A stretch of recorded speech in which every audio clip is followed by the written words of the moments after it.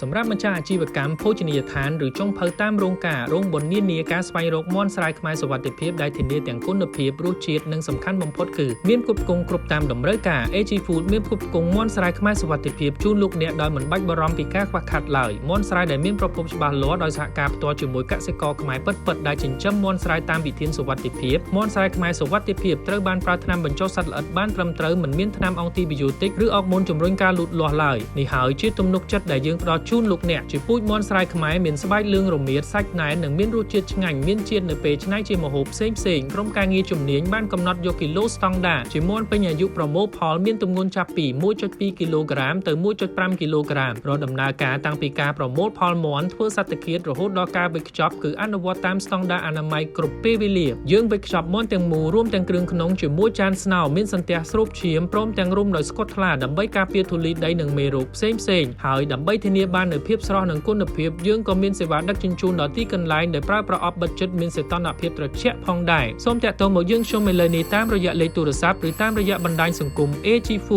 Food កសិផលសុវត្ថិភាពគុណភាពល្អបំផុតរបស់កម្ពុជា